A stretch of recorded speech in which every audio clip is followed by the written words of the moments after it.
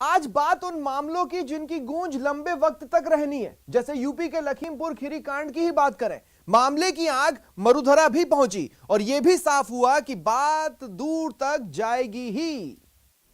बहुत लंबे वक्त के बाद कांग्रेस में जान दिखी है। कारण है मौका, मौका और मौका। लखीमपुर की घटना कांग्रेस की झोली में मौके की तरह गिरी है, और वो भी यूपी चुनाव से ठीक पहले। बस फिर क्या, जैसे ही मौका मिला कांग्रेस इसे भुनाने में जुट गई। कांग्रेस लखीमपुर चली, राजनीति भी भरपूर हुई। मरुधरा भी इससे अछूती नहीं रही। मरुधरा का सियासी पारा आसमान छूने लगा।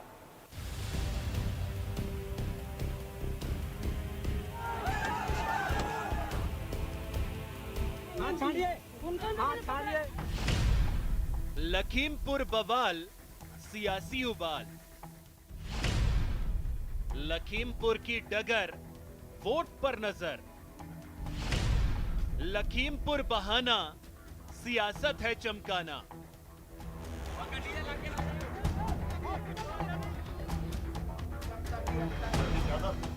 चुनावी मौसम में चाहिए भी क्या, मुद्दा और मौका। जब मिला तो कांग्रेस ने हाथों हाथ लपक लिया। प्रियंका गांधी को लखीमपुर जाने से रोका गया, पहले हिरासत में लिया गया, फिर गिरफ्तारी और फिर रिहा कर लखीमपुर जाने का मौका भी दिया। राहुल गांधी के साथ प्रियंका गांधी ने लखीमपुर पहुंचकर पीड़ित परिवारों से मुलाकात की। उनके साथ लखीमपुर सचिन पायलट भी पहुंच जाते, पर पायलट को रोक दिया गया। इधर राजस्थान में लखीमपुर बवाल पर सियासी उबाल खूब देखने को मिला। केंद्र और योगी सरकार के खिलाफ मोर्चा भी खोला।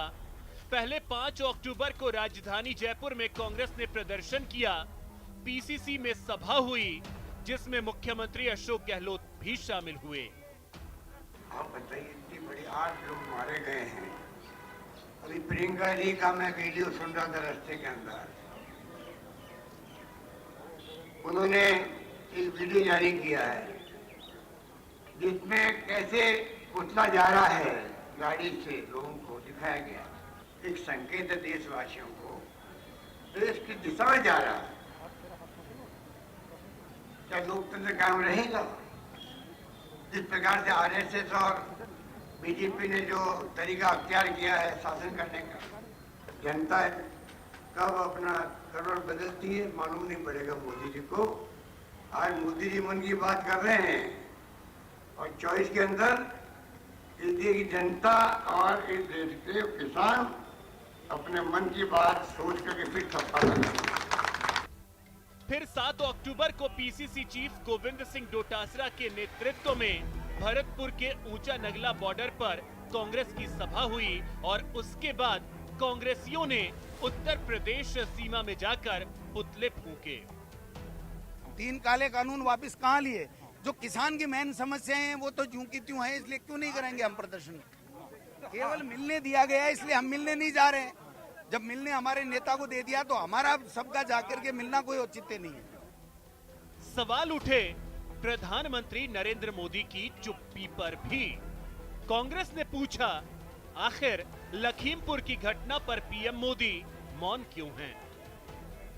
किसानों के खिलाफ लगातार अत्याचार कर रही है भाजपा की, चाहे यूपी सरकार हो चाहे केंद्र सरकार हो।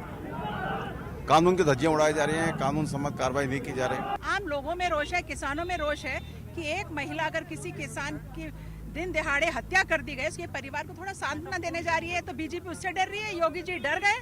मुझे लगता है इनके होश उड़े पड़े हैं, प्रधानमंत्री मोदी जी के भी, योगी जी भी के। लाठी गोली के दम पर आप देश को चलाना चाहते हैं। प्रधानमंत्री जी एक शब्द नहीं बोले। प्रधानमंत्री जी इतना नाटक करते हैं लोगों के पांव धोने का, आंसू बहाने का, एक आंसू नहीं निकला उनका। हजारों किसान तो मर गए बॉर्डर पर बैठे बैठे, और अब की बार तो किसानों को कुचल कर मार रहे हो। सियासत में मुद्दा तब तक खत्म नहीं होता जब तक कि उससे कोई सियासी हित सध ना जाए। लखीमपुर की घटना के साथ भी ऐसा ही है। सरकार और किसानों के बीच समझौता हो चुका है, लेकिन उत्तर प्रदेश में कुछ ही महीनों बाद होने वाले चुनाव के मद्देनजर कांग्रेस इस मुद्दे को मरने देना नहीं चाहती है। राजस्थान में भी कांग्रेस इसे कैटलिस्ट के तौर पर देख रही है।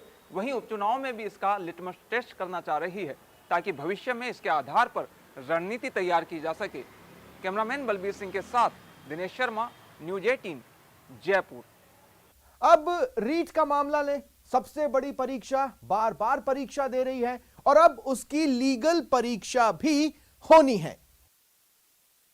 प्रदेश की सबसे बड़ी परीक्षा रीट। सरकार ने दावा किया कि नीट एंड क्लीन आयोजन हुए, लेकिन बीजेपी लगातार सरकार को घेरने में लगी है। कभी सीबीआई जांच की मांग कर रही है, कभी पेपर लीक, सरकार वीक जैसे नारे लगा रही है। और तो और अब रीट को लीगल परीक्षा का भी सामना करना पड़ रहा है। मामला अब कोर्ट में है।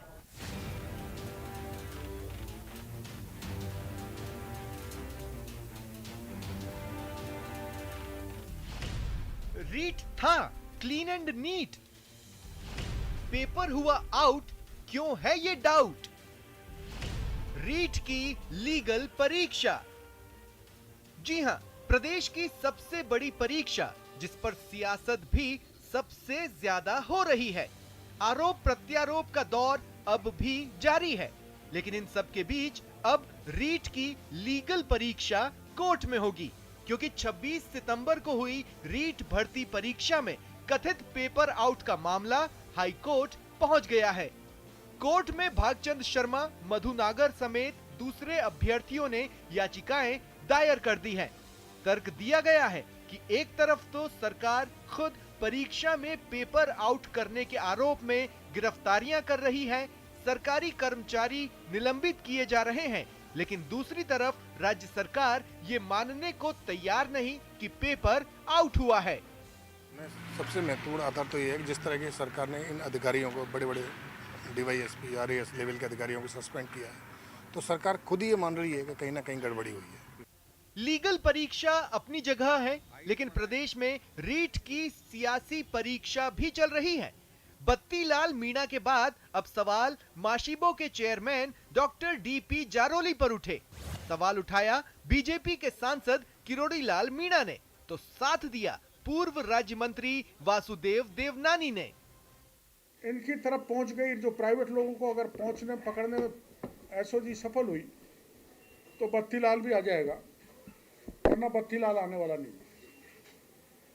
लक्ष्मणगढ़ वाला भी आ जाएगा और गंगापुर वाला भी गिरफ्त में आ जाएगा, और जारोली और डॉक्टर प्रदीप पारासर और वो 8 लोग जिस संगठित गिरोह ने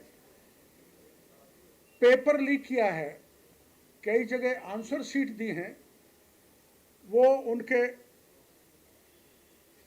जेल के सीख चुम होंगे, मैं गारंटी के साथ कहता हूं। और जब वो नाम उजागर करेंगे तो बड़े नाम सामने आएंगे। बोर्ड का चेयरमैन जो अपने आप को कल परसों के प्रेस कॉन्फ्रेंस में कांग्रेस के रूप में उसने प्रदर्शित किया है, तो लगता है उस बत्तीलाल मीणा के तार भी कहीं न कहीं जारोली के साथ जुड़े हुए हो सकते हैं। इसलिए तुरंत जारोली को बर्खास्त किया जाए और इस पूरे प्रकरण की सीबीआई से जांच कराई जाए। सवाल उठे तो डॉक्टर डीपी जारोली भी मीडिया के सामने आए, सारे आरोपों को खारिज किया और किरोड़ी लाल मीणा को खुली चुनौती दे डाली। मैं माननीय सांसद को कहना चाहता हूं, 2016 में आपका राज था, भाजपा का राज था, उन्होंने क्या किया, क्या एक्शन लिया? अगर गलत था 2016 से 18 तक वो उस व्यक्ति के विरुद्ध कार्रवाई करवाते।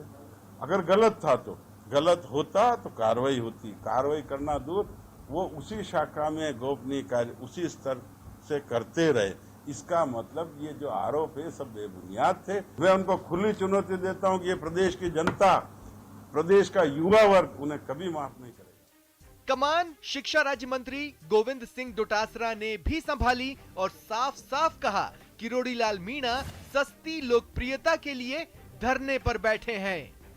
इनको केवल राजनीति करनी है। 3 दिन तक तो इनसे उठा नहीं गया कि इतनी शानदार परीक्षा हो कैसे गई। अगर 31,000 की भर्ती मिल गई तो अभी 30,000 की भर्ती शिक्षा विभाग और निकाल रहा है, पटवारी की भर्ती हो रही है, ग्राम सेवक की भर्ती हो रही है। तो ये भर्तियां बेरोजगारों को रोजगार देना जो राजस्थान की सरकार दे रही है, ये इनके पच नहीं रहा है। रीट परीक्षा को लेकर अभ्यर्थी लगातार प्रदर्शन कर रहे हैं। परीक्षार्थी इस परीक्षा को रद्द कराने की मांग कर रहे हैं। हालांकि सियासतदान इस परीक्षा को सियासी परीक्षा के रूप में ले रहे हैं, वहीं परीक्षार्थी इस परीक्षा को लेकर प्रदर्शन कर रहे हैं। सियासतदान उन्हें आश्वासन दे रहे हैं कि इस परीक्षा में हुई गड़बड़ियों के दोषियों को बख्शा नहीं जाएगा, लेकिन फिर भी परीक्षार्थियों को संशय है कि रीट 2021, रीट 2018 और अन्य फंसी हुई परीक्षाओं की राह पर ना चल पड़े। Bureau report, news 18। मामला अगर चुनाव का हो तो चाहे छोटा हो या बड़ा, गूंज ऐसी होती है कि पूछिए मत। प्रदेश में उपचुनाव का रण सजा और महासंग्राम में बदलता जा रहा है। मैदान सज गया है, लड़ाके भी तैयार हैं। उपचुनाव की रणभूमि है, साख पर प्रतिष्ठा। बीजेपी तो जोर लगा रही है, कांग्रेस भी जीत को लेकर आश्वस्त है। वहीं तीसरे की एंट्री भी हो चुकी है। जंग तो उपचुनाव की है, लेकिन ट्रेलर 2023 का।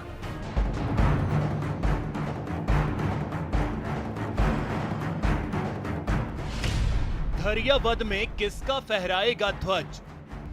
कौन बनेगा वल्लभ नगर का विजेता? 2 का दंगल, किसका होगा मंगल? अभी अप्रैल में 3 जगह चुनाव हुए, आपने देखा क्या परिणाम रहे? 42,000 वोटों से हम जीते सहाड़ा। मरुधरा की दोनों सीटों पर उपचुनाव के रणबांकुरे तय होने के साथ ही दावों का दौर शुरू हो गया है। वल्लभ नगर सीट पर कांग्रेस ने सहानुभूति कार्ड चला और यहां से दिवंगत विधायक गजेंद्र सिंह शक्तावत की पत्नी प्रीति शक्तावत को उम्मीदवार बनाया है, तो धरियावद सीट पर बीजेपी ने दिवंगत विधायक के बेटे का टिकट काट दिया। आपको बताएंगे कि दोनों सीटों पर कांग्रेस और बीजेपी के उम्मीदवारों की पूरी जानकारी, लेकिन पहले देखिए रण से पहले जीत के दावों की झड़ी। जिस ढंग का बजट हमारे लोकप्रिय मुख्यमंत्री अशोक गहलोत जी ने दिया, राजस्थान का सर्वांगीण विकास रुकने नहीं दिया, कोविड प्रबंधन शानदार किया, इसीलिए आम आदमी चाहता है कि कांग्रेस को मजबूती मिले। ये 2 बाई इलेक्शन भी कांग्रेस जीतेगी। जीतने की क्रेडिट पार्टी को मिलेगी और हारने की क्रेडिट भी पार्टी की ही जाएगी। इसमें व्यक्ति इतना महत्वपूर्ण नहीं होता है। मैं सोचता हूं कि मेरी भी जिम्मेदारी है और एमपी साहब की भी जिम्मेदारी है। पिछले चुनाव में वल्लभ नगर और धरियावद सीट पर सियासी मैच टाई रहा था। भारतीय जनता पार्टी और कांग्रेस दोनों ने एक एक सीट पर जीत दर्ज की थी। जहां वल्लभ नगर की सीट कांग्रेस के खाते में गई थी, तो वहीं धरियावद की सीट पर बीजेपी का कब्जा था। अब आपको बताते हैं दंगल के दावेदारों के बारे में। सबसे पहले बात करते हैं वल्लभ नगर सीट की, जहां कांग्रेस ने दिवंगत विधायक की पत्नी प्रीति शक्तावत को उम्मीदवार बनाया। उनकी टक्कर होगी बीजेपी के हिम्मत सिंह झाला से। झाला को वल्लभ नगर में बीजेपी के समीकरण के हिसाब से फिट होने पर टिकट मिला है। वहीं धरियावद सीट पर कांग्रेस नगराज मीणा को टक्कर देंगे बीजेपी के खेत सिंह मीणा।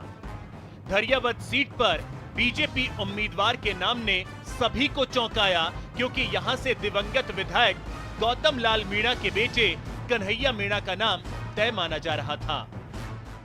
उपचुनाव में कांग्रेस पूरा जोर लगा रही है। हाल ही में पंचायत चुनाव के अच्छे परिणाम और किसानों के मुद्दों ने कांग्रेस को एक नई ताकत दी है। वल्लभ नगर और धरियावद सीट पर कांग्रेस किसानों के मुद्दे को लेकर बीजेपी को घेरना चाहेगी। 2 का दंगल, 2023 का ट्रेलर। उपचुनाव के लिए सहानुभूति कार्ड चलने के बाद कांग्रेस ने अपनी पूरी ताकत झोंक दी है।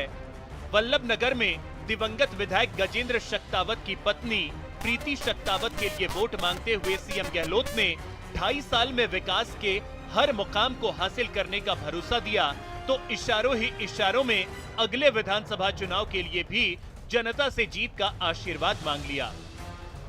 संकल्प कर लें, लेखा जोखा करते जाएं, हमारी गलतियां बताते जाएं, हमारी उपलब्धियों के ऊपर आप चिंतन करें। आपको लगे कि सरकार की तरफ से कोई कमी नहीं है, तो मैं समझता हूँ फिर आपको भी कंजूसी नहीं करना चाहिए। अगली बार तो कांग्रेस को सरकार बना के दिखा दो आप। कांग्रेस को तो सहानुभूति कार्ड पर पूरा भरोसा है, लेकिन जीत का दावा बीजेपी भी कर रही है। डर बस एक बात का है, बागियों का। अगर बात धरियावद की करें तो धरियावद से बीजेपी के टिकट के दावेदार हैं कन्हैया लाल मीणा, उन्होंने बगावत कर दिया। तो वहीं वल्लभ नगर में बीजेपी के टिकट के दावेदार उदय लाल डांगी ने आरएलपी ज्वाइन कर ली है और अब मैदान में ताल ठोक रहे हैं। बगावत की बात, तर्क तैयार, लेकिन बीजेपी में बगावत को लेकर भी पार्टी के नेताओं ने खास तर्क तैयार कर लिया है। सुनिए क्या कह रहे हैं केंद्रीय मंत्री अर्जुन राम मेघवाल। वोटर परिवारवाद को चाह रहा है क्या? नहीं, वोटर क्या चाह रहा है? तो अगर परिवारवाद पार्टी ने निर्णय लिया, इस पे सवाल खड़े नहीं करने चाहिए, आपको इसकी प्रशंसा करनी चाहिए। दावे अपनी जगह हैं और हकीकत अपनी जगह। ये तो जनता को ही पता है कि कौन कितने पानी में है, और ये तो जनता ही तय करेगी कि धरियावद का ध्वजवाहक कौन होगा और वल्लभ नगर का विजेता कौन होगा। फिलहाल इन 2 सीटों को 2023 का ट्रेलर माना जा रहा है और इसीलिए बीजेपी और कांग्रेस दोनों ही पूरा जोर लगा रही है। Bureau report, news 18 Rajasthan. विरोधियों को जवाब कैसे देना है, ये मामला अगर सियासत में आए तो सीएम गहलोत को जादूगर यूं ही नहीं कहते। वो वर्क फ्रॉम होम से बाहर आए और बताया, होम से हो या फील्ड से, बात काम की हो तो उनका कोई सानी नहीं है।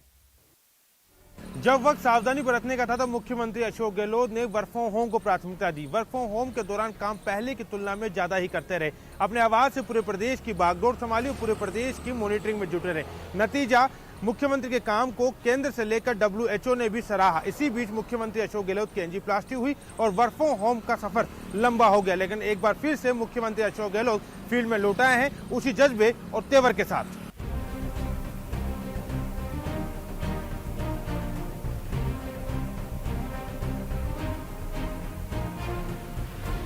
न रुकना न थकना, बस लगन के साथ कर्तव्य पथ पर चलते रहना, यही फलसफा है मुख्यमंत्री अशोक गहलोत का।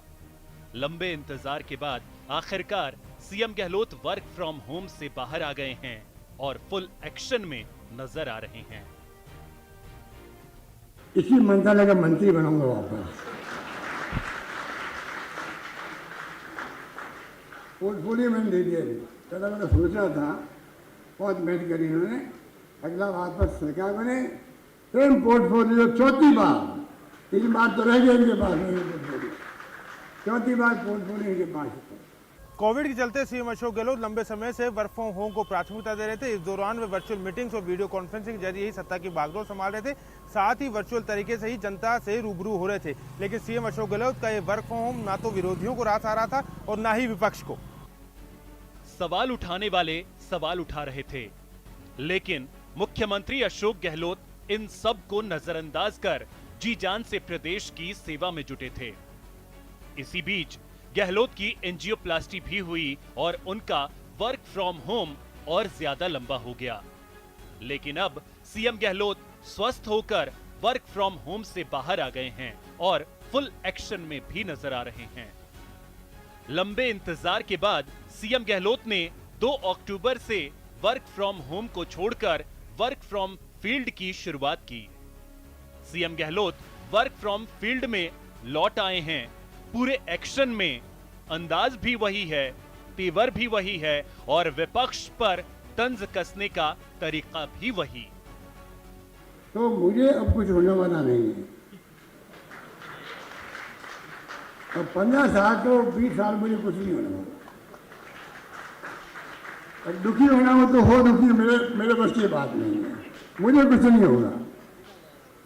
जैसे विपक्ष वाले बोलते रहते हैं, घर में बैठ गए, घर में बैठ गए। अरे मैंने गुलाब में कटारे को बिका, ज़्यादा मत घूमो, फिर इकट्ठी करोगे। SOP जारी हमारी है, ठीक है, मुकदमा दर्ज नहीं करवा रहे हैं कि पॉलिटिकल इश्यू बन जाएगा, वरना आपको भी खतरा है और आप यहाँ जा रहे हो वहाँ लोगों को भी खतरा है। और उनको तो किरण में इसी को निपटाना था, उनके स्वर्गवास के बाद में भी, तो मेरे मना करने के बाद ही वहाँ पर गए। वर्क फ्रॉम होम से बाहर आते ही सीएम गहलोत ने फील्ड में पहले की तरह पूरी क्षमता से भागदौड़ भी शुरू कर दी है। पिछले 1 सप्ताह में सीएम गहलोत कई कार्यक्रमों में शामिल भी हो चुके हैं। इतना ही नहीं, वल्लभ नगर और धरियावद में उपचुनाव को लेकर जनसभाओं को भी संबोधित किया।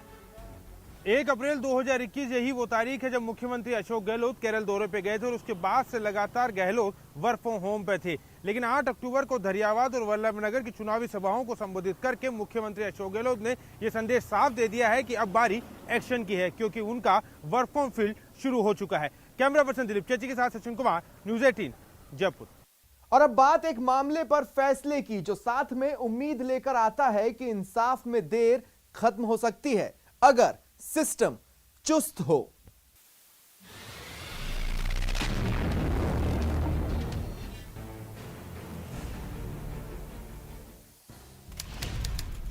सितंबर 2021 रूह कांप उठती है, शरीर कांट हो जाता है जब ऐसी खबर सामने आती है और सिर भी शर्म से झुक जाता है। ऐसी खबर आई 26 सितंबर को राजधानी जयपुर के कोट खावदा से, जहां पर एक दरिंदे ने एक 10 साल की मासूम को बनाया अपनी हवस का शिकार और सिर शर्म से झुक गया। और उसी समय ये दिल भगवान से पूछ रहा था कि हे भगवान, ये सब क्या हो रहा है। 26 सितंबर की देर शाम जब रात का अंधेरा इलाके में हावी होने ही वाला था, राजधानी जयपुर के कोटकावदा थाना इलाके में एक मासूम बाजार से घर लौट रही थी। एक शख्स शायद थोड़ी जान पहचान वाला उसे मिला, कहा घर छोड़ दूंगा। मासूम थी, उसे क्या पता था कि शंकर लाल मीणा नाम का वो शख्स दरअसल एक हैवान है, दरिंदा है। वो मासूम उसके साथ चली गई। शंकर लाल उसे घर नहीं खेत में ले गया, हाथ पैर बांध दिए, मुंह में कपड़ा ठूंसा और तब तक अपनी हवस का शिकार बनाया जब तक मासूम निढाल होकर बेजान सी नहीं हो गई। हैवान अपने शिकार को मरा मानकर भाग निकला, लेकिन मासूम किसी तरह लड़खड़ाते हुए घर पहुंची, एक सवाल के साथ कि एक दरिंदे की वजह से काली अंधेरी रात सी बन चुकी मासूम की जिंदगी में आखिर इंसाफ की सुबह कब नसीब होगी। ये सवाल इसलिए था क्योंकि देश की न्याय व्यवस्था में अंधेर तो नहीं पर देर बहुत है। इंसाफ का रास्ता बनाने वाले ये लोग कई बार चुस्त नहीं होते, तो कभी कोर्ट में मामले अटक जाते हैं या अटकाए जाते हैं, या कभी लटक जाते हैं या लटकाए जाते हैं। यूं ही समाज का कहे जाने वाले सिनेमा का ये डायलॉग फेमस नहीं हुआ है। तारीख पर तारीख, तारीख पर तारीख, तारीख पर तारीख, तारीख पर तारीख मिलती रही है, लेकिन इंसाफ नहीं मिला मिलोड, इंसाफ नहीं मिला। मिली है तो सिर्फ ये तारीख। हीरो के डायलॉग का एक एक शब्द, पीछे से आती हंटर की आवाज, अदालत के दर पर लगने वाली देर को हूबहू बता गई। पर इस बार इंसाफ की सुबह न केवल जल्दी आई, बल्कि इतना जल्दी आई कि नजीर बन गई, इतिहास बन गया। ये होती है स्पीड, ये होता है इंसाफ। 7 दिन, महज 7 दिन लगे हैवान के हिसाब में। कानून ने वो कर दिखाया जो इससे पहले प्रदेश ने नहीं देखा था। कानून ने वो कर दिखाया जो उसकी पहचान से उलट था। 7 दिन में हैवान का हिसाब, इंसाफ। चट हुई जांच, पट हुआ इंसाफ। और सारी कार्यवाही लगातार करते हुए हमने ये भी इंश्योर किया कि जितने भी एविडेंसेस कलेक्शन है, खासतौर से जो टेक्निकल एविडेंसेस है, वो सारे कलेक्ट किए जाएं और लॉजिकल कंक्लूजन पहुंचाने के लिए हम लोगों ने इसमें जो भी कार्यवाही थी उस कार्यवाही को जल्दी से जल्दी करने की कोशिश की। अलग अलग टीमें बना करके अलग अलग टास्क देने की वजह से हम लोग एक निर्धारित समय में कर पाए, और यही कारण था कि हम लोग इसका चालान, जो चार्जशीट हमें पेश करनी थी, वो हम बहुत जल्दी पेश कर पाए। माननीय न्यायालय से हमने रिक्वेस्ट किया कि हम भी जो है जल्दी ट्रायल इसकी कंप्लीट कर सकते हैं, और माननीय न्यायालय ने हमारे एप्लीकेशन जो स्वीकार करते हुए हमें जल्द ट्रायल करने के निर्देश दिए, और 5 दिन में हमने जो है ट्रायल कंप्लीट करके और अपना जो केस था वो प्रूव किया। और आज जो माननीय न्यायालय ने जो फैसला दिया है, 2 लाख रुपये जुर्माना और 20 साल की कठोर कारावास की जो सजा सुनाई है। एफआईआर के 13 घंटों के अंदर अंदर हैवान सलाखों के पीछे था। गिरफ्तारी के 7 घंटे के अंदर अंदर चालान पेश हो गया और अगले दिन ट्रायल शुरू हुआ। जो हो रहा था प्रदेश के न्यायिक इतिहास में पहली बार था। ताबड़तोड़ गवाहियां हुई, पीड़ित का बयान वीसी से हुआ, अंतिम बहस हुई और फिर हुआ सजा का ऐलान 7 दिन में। हैवान अब अपनी जिंदगी के अगले 20 साल जेल में रहेगा, जेल की रोटी खाएगा, जेल का पानी पिएगा, और इतना ही नहीं 2 लाख का जुर्माना भी भरेगा। 2 लाख का जुर्माना भरने के साथ साथ ही जेल में अपनी सजा के काल के दौरान हर दिन पश्चाताप की आग में जलेगा। ये सब संभव हो पाया पुलिस, एफएसएल, डॉक्टर और तमाम एजेंसीज के कोऑर्डिनेशन से। अंत में बस इतना ही, इंसाफ का रास्ता दिखाने वाले ये लोग अगर इसी तरह का कोऑर्डिनेशन दिखाते रहें तो लोगों को समय पर न्याय मिल सकेगा। कैमरामैन अविनाश के साथ लवली वधवा, न्यूज़ 18 जयपुर। तो देखा आपने, खबर में दम है। फिलहाल इतना ही, दीजिए इजाजत, नमस्कार।